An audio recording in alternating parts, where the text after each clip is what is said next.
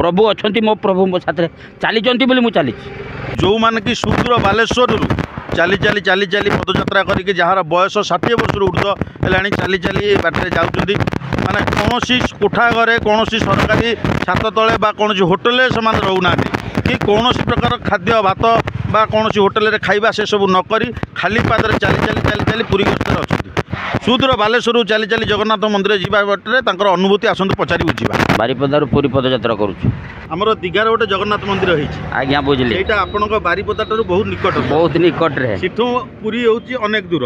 आज्ञा जगन्नाथ महाप्रभु जो साक्षात विराज कर कौ जुगरू कहा आज पर्यंत कई हिसाब कर पारना कौ जुगरू तेणु कि दीघारे काली गोटे आर्टिफिशियल जिनस एभलिया इमामी बालेश्वर भी आज्ञा इमामी जगन्नाथ मंदिर बालेश्वर भी होती तेणु कि जगन्नाथ जगन्नाथ पुरी धाम सी ता तुलना क्या कराए आ करी भी हेनी एटा 11तम पदयात्रा नवकल पाखु लगातार चलती पदयात्रा कौ दिन ठार बाहर आप आम गत शनिवार दिन बाहर मैंने 14 तारीख एते खरा वर्षा यही सब जिन सत्वे आपण एत बाट चली चली चली चली आसुंच महाप्रभु जगन्नाथ को दर्शन करने आज आम टे गोड़ खराब है ना 9 दिन चलचु बाटे मंदिर प्रांगण ना गछमूल ना कौन सरकारी जदि दफ्तर मिला सामने रही होटेल दुकान घर क्या जीवन कौट जीवन खाऊँ फल आ चूड़ा निश्चय आज्ञा अच्छा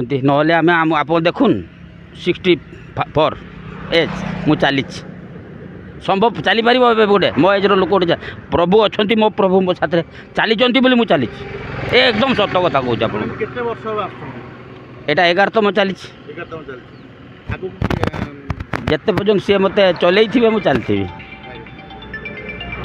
कौन कहे जगन्नाथ पाखु जाऊँ कौन कहे केमती लगुच आज्ञा अनुभूति केमती कौन आम आसुचु पदयात्रा जिते देश राज्य कौन समस्या आसुचु जिते जापारुचु कि गोटे अघटन घटापी जाऊँ बहुत बार आम यही प्रयास करी लाघव करूँ मन आम अनुभव करूँ एवं समाज को भी किसी लोक भी अनुभव करूँ जे कि जिते कौन दुर्घटना घटापी जाए महाप्रभु पाखे यदि कौन प्रार्थना करा जाए से दुर्घटना टली जाए 2012 भाया परिस्थिति जिते आसला ओडिशा चांचल्य सृष्टि होता से भाया कर्म किसी करें महाप्रभु को 2012 किसी घटलानी आपण मैंने भी जानी समस्ते जानी दुनिया सारा जानी से भाया तेणु कि यही पदयात्रा करते पर्यंत पारुचु निज देहरे संभव अच्छी यही सृष्टिर कल्याण देशर कल्याण जुगर कल्याण आम यात्रा करुँ अणसर करुँ रथ करूँ आम अणसर यात्रा आसुँ देवस्नान पूर्णिमा दिन पर 2 दिन पर आम से बाहर दिय रथ को उठिले आम पुणी प्रस्थान करूँ सारा संसार पे आप कौन वार्ता रही सारा संसार वार्ता यही भाया जदि साक्षात जे परम ब्रह्म जगन्नाथ तांको यदि